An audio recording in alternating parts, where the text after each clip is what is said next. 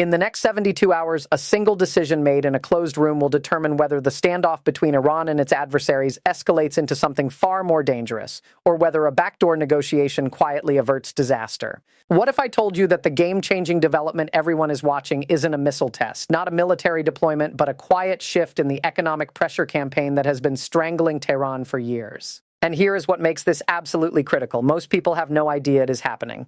The mainstream coverage is focused on the visible military posturing, the public statements, the dramatic confrontations. But the real story is happening in spreadsheets and financial transactions, in the backroom conversations between trading partners who are quietly rewriting the rules of the sanctions game while the rest of the world watches the wrong stage. Let me explain precisely why this matters to you directly, because I am tired of analysts who talk about geopolitics as if it exists in a vacuum, disconnected from the lives of ordinary people watching from their couches. When tensions flare in the Middle East, the ripple effects reach your local gas station within weeks. They show up in your grocery bill when shipping costs spike across global supply chains. They affect your retirement account when oil markets swing and investors scramble to adjust positions. The decisions being made right now about Iran's future will shape the economic landscape you live in for the next decade. Every dollar you spend at the pump, every price increase you see at the supermarket, every fluctuation in your investment portfolio is connected to these invisible dynamics that most people never see. By the end of this video, you will understand exactly what just changed, why it caught almost everyone off guard, who is quietly benefiting from this shift, and what 3 specific indicators you should be watching this week that will tell you which direction this is heading. This is not abstract theory. This is actionable intelligence for your everyday life. Here is what happened. For months, the economic pressure on Iran has been building through a sophisticated web of sanctions, diplomatic isolation, and energy market manipulations coordinated between the United States and its Gulf allies. This was not improvised. It was the product of years of strategic planning, designed to target the specific revenue streams that keep the Iranian regime functioning. The strategy was elegant in its simplicity. Make it impossible for Iran to sell its oil on the open market, impossible to access international banking systems that process global commerce, and impossible to attract the foreign investment that a modern economy needs to grow.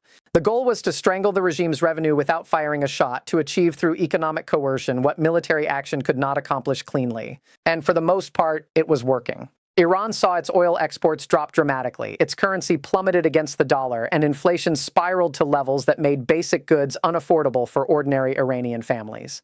You have to understand what that means on the ground. Imagine walking into a grocery store where the price of flour has doubled in 6 months, where cooking oil costs more than most people earn in a week, where the medicine your child needs is priced beyond your reach. That is the reality that millions of Iranians have been living through. The economic pressure was creating genuine pain, and pain creates political pressure. The theory was that enough pain would eventually force the regime to choose between its nuclear ambitions and its survival. But here is what no one saw coming. In the past week, a significant portion of the international coalition that was maintaining this pressure started showing cracks. One major trading partner quietly began processing Iranian oil payments through a new financial mechanism that technically complies with sanctions while practically undermines their intent. Another key ally started pushing publicly for exemptions on energy imports that would have been unthinkable 6 months ago.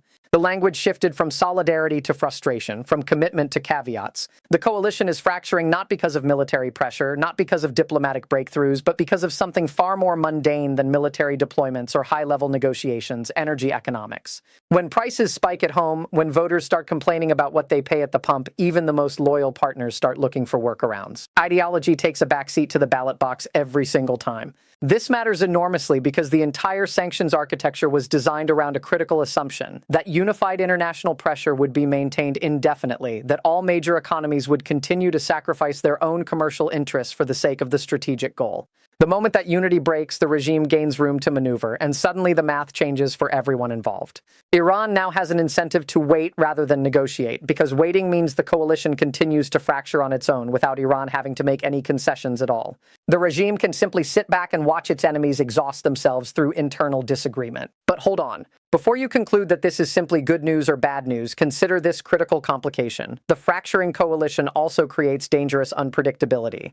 When formal pressure mechanisms weaken, informal channels of confrontation often fill the gap. Military provocations become more likely as both sides test new boundaries without clear rules of engagement. The question is not whether this changes the game, but what kind of game it changes into. There is a reason chess masters talk about the dangers of unstable positions. When pieces are balanced precariously, the smallest pressure can cause everything to topple in an unexpected direction. That is where we are now. If you are finding this analysis useful, subscribe now and turn on notifications. We track these developments in real time, and the next update on this story could change the entire picture we just walked through. This is exactly the kind of situation where having a reliable source matters, where staying ahead of the curve makes the difference between understanding what is happening and being blindsided by it.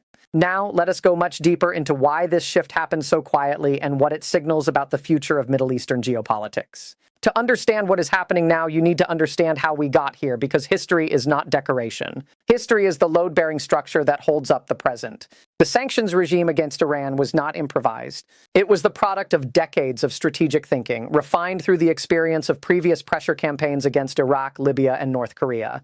Each of those campaigns taught painful lessons about what works and what fails. The architects of the Iran strategy learned from those failures. They understood that sanctions work best when they are comprehensive, when they have international buy-in across all major economies, and when they include realistic off-ramps that allow targeted governments to climb down without losing face in front of their own people. The Iran nuclear deal, formerly known as the JCPOA, was the off-ramp. It offered Tehran a path to normalized economic relations in exchange for verifiable limits on its nuclear program. Critics called it appeasement. Supporters called it pragmatic diplomacy. Either way, it was a mechanism for de-escalation. When the United States withdrew from the JCPOA in 2018 and reimposed maximum pressure, it severed that off-ramp deliberately. The Trump administration believed that the existing agreement was a bad deal, that it gave Iran too much relief without getting enough concessions, that more pressure would produce better terms. The maximum pressure campaign that followed was designed to achieve through economic coercion what the agreement had promised through diplomatic negotiation. But here is the critical flaw in that logic, and this is something that experienced analysts warned about at the time. Maximum pressure only works when the target has no alternatives and no internal resilience. Iran turned out to have both. The regime survived the pressure by developing creative workarounds for sanctions, by deepening economic ties with China and Russia, and by exploiting fractures within the international coalition itself. It learned from the examples of other sanctioned states and adapted faster than its strategists expected. It became, in effect, a sanctions resistance expert, developing sophisticated evasion techniques that turned a maximum pressure campaign into a maximum inconvenience rather than an existential threat. China, in particular, saw an opportunity that aligned perfectly with its own strategic interests. Beijing depends heavily on energy imports, and Iran offered a way to diversify away from more expensive and politically complicated suppliers like Saudi Arabia or the United States. The result was a shadow trade network that moved Iranian oil through Chinese refineries despite official sanctions. This was not a secret, but its scale surprised even seasoned analysts who had been tracking these flows for years. According to recent estimates from energy market observers who track these transactions through satellite data and shipping records, Chinese imports of Iranian oil have increased substantially over the past year, creating a parallel market that undercuts the official sanctions regime in ways that are difficult to measure precisely, but impossible to ignore. Now, here is where the game-changing element comes in. Until recently, this shadow trade was conducted at significant discount, meaning Iran earned less per barrel than it would have in normal markets. That discount was the price of operating outside the formal financial system. You cannot access normal banking channels when you are under sanctions, so you accept worse terms from whoever is willing to deal with you. For years, Iran accepted these worse terms because it had no choice.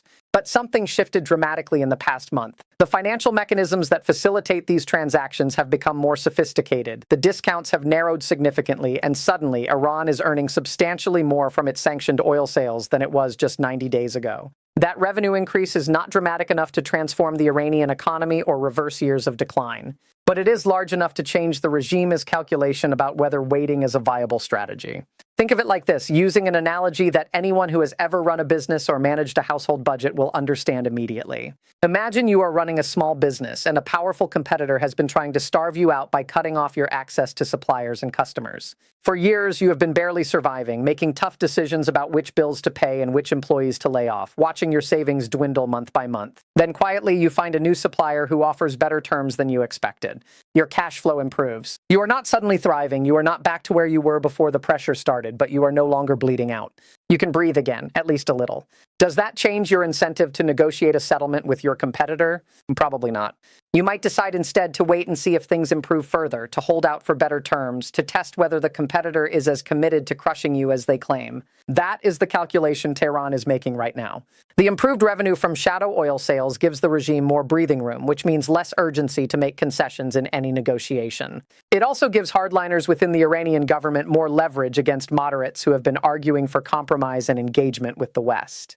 When you are desperate, you make painful compromises. When you have a little more room to breathe, you hold your position and wait for better terms. This creates a paradoxical situation that most analysts are still struggling to fully appreciate.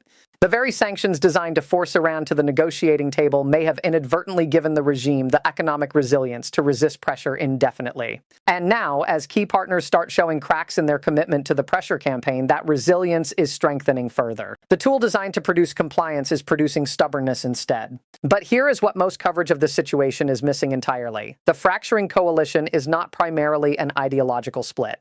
It is not driven by disagreements about whether Iran is a threat or whether sanctions are ethical or whether military action might be necessary. It is a practical split driven by energy economics and domestic political pressures in each country. The countries quietly creating exemptions and workarounds are not doing so because they have changed their views on Iran, or because they have become sympathetic to the Iranian regime, or because they have abandoned the strategic goal of preventing Iranian nuclear weapons. They are doing so because high energy prices in their home markets have made strict adherence to sanctions politically untenable. Their leaders face voters who care more about what they pay for gasoline than about the fine points of Middle Eastern security architecture. They need to show concrete progress on energy costs, even if that means accommodating sources that official policy opposes. This is not unique to this situation. It happens constantly in international relations. Strategic goals are always subject to the pressure of domestic realities. This means the fracture is unlikely to heal quickly. Energy markets are not going to become substantially easier in the near term. The structural pressures pushing certain countries toward flexibility with Iran will persist as long as energy prices remain elevated and political calendars remain dominated by economic anxieties. So, the game-changing development is not a one-time event, not a temporary fluctuation that will reverse itself. It is the beginning of a sustained shift in the international pressure architecture that has defined the Iran problem for the past 5 years. We are witnessing the slow-motion unraveling of a strategy, not a momentary hiccup. What does this mean for military dynamics in the region? This is where the situation becomes particularly concerning for anyone who cares about global stability and the price of everyday goods. Economic pressure and military deterrence often operate in tandem, like two hands clapping together. The logic is that sanctions create pain and demonstrate commitment, while military presence creates uncertainty and demonstrate capability. Together, they make the cost of nuclear advancement or regional aggression prohibitively high.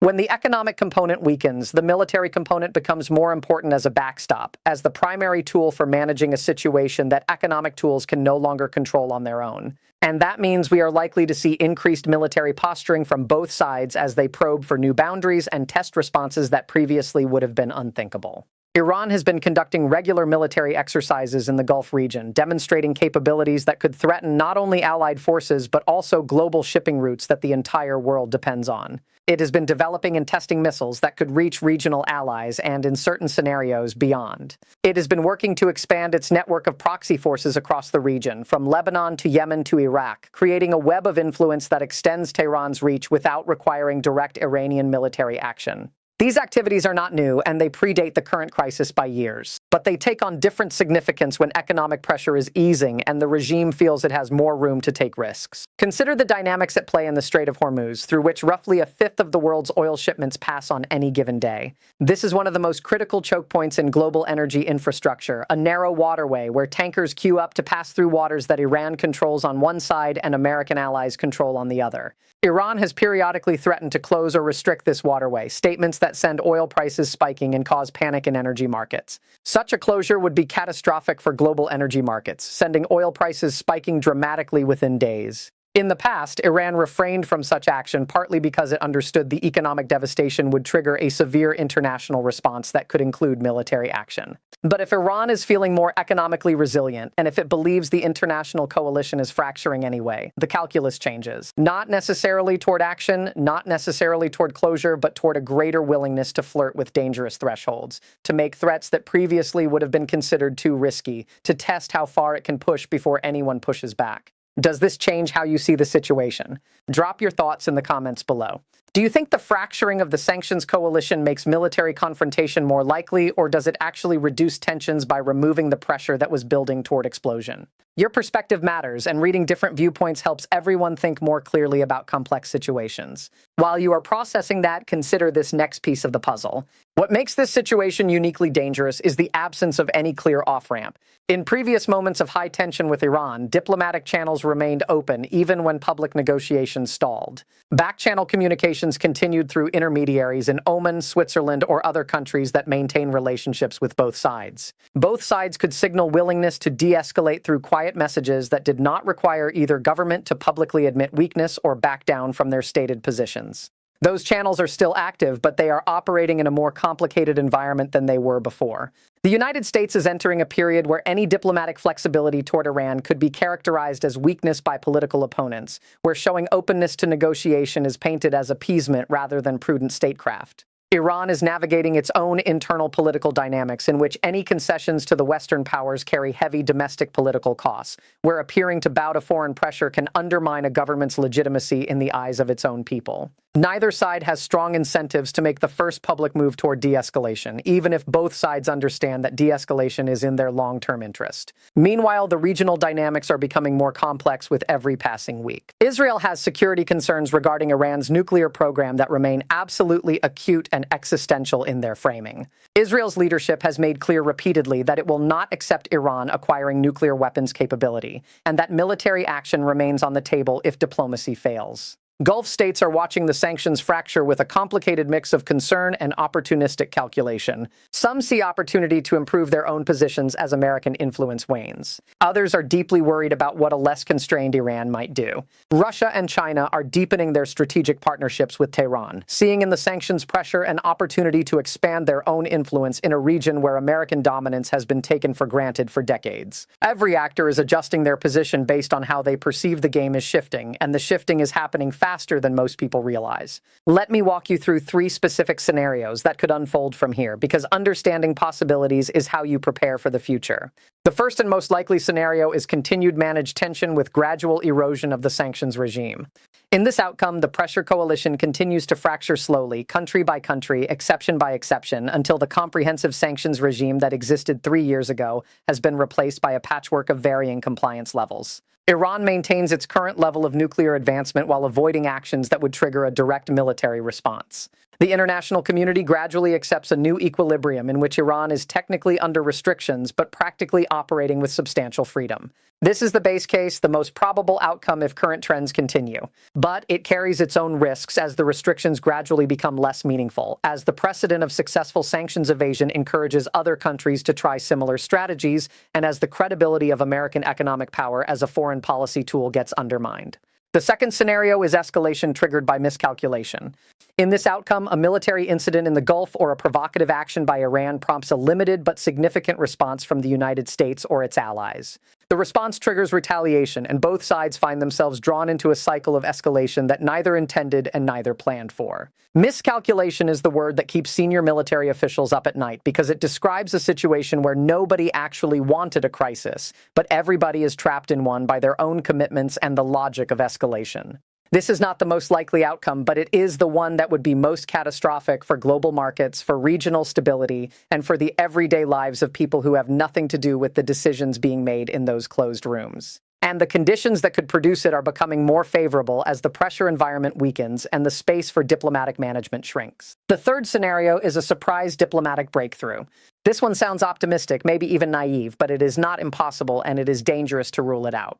Sometimes, when both sides are stuck in a cycle of escalating pressure and escalating resistance, a breakthrough comes not from one side capitulating, but from both sides finding a face-saving way to step back simultaneously. Sometimes a significant external shock, a change in leadership in one or more of the key countries, or a creative diplomatic approach that has not yet been tried can create openings where none seem to exist. This is the wildcard scenario, the one most people would not bet on, but the one that would most dramatically change the picture for everyone watching. Hope is not strategy, but ignoring possibilities does not make them go away. Now, here is what you should be monitoring this week, 3 specific indicators that will tell you which direction the situation is heading.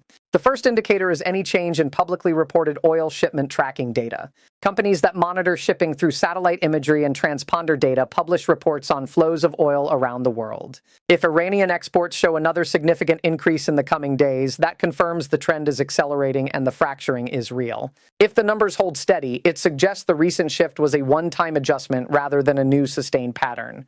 The difference matters enormously. The second indicator is any official statement from key countries about their sanctions compliance. Watch for language that signals flexibility or frustration in diplomatic statements, in press conferences, in the fine print of official announcements. Leaders telegraph their intentions before they act, and those signals are often hiding in plain sight.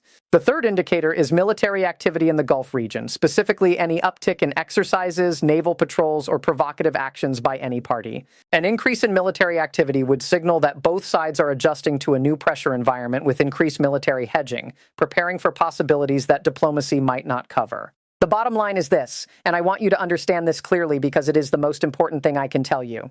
The game did change, and it changed in a way that most analysts missed or underestimated because they were focused on the dramatic, visible elements rather than the quiet economic dynamics that were actually driving the situation. The sanctions pressure that has been building for years has encountered a structural fracture that is unlikely to heal quickly because it is driven by domestic political pressures in multiple countries that are not going away. That fracture gives Iran more room to maneuver, which changes its incentives and its internal political dynamics in ways that affect everyone in the region and, through oil markets, everyone in the world. It also creates more unpredictability in a region that is already dangerously volatile, where small incidents can trigger large consequences. The situation does not have to end badly. There are still diplomatic paths and managed equilibria that could prevent the worst outcomes. There are still people on all sides who understand the costs of escalation and who are working quietly to avoid it.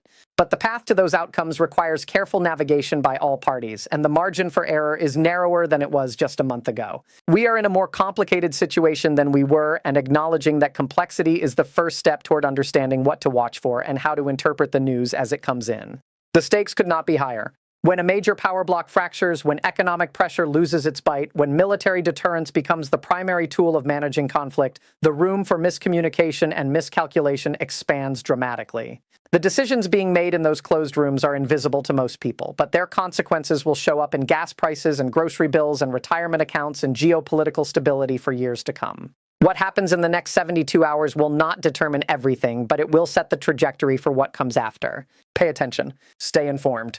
And remember that understanding what is happening is the first step toward being prepared for what comes next. If you found this breakdown valuable, subscribe for our next deep dive. We are already tracking the next development in this story, and it could change everything we just discussed. The world does not stand still, and neither do we. The story is still unfolding, and the next chapter might be more dramatic than anything we have seen so far. Stay alert.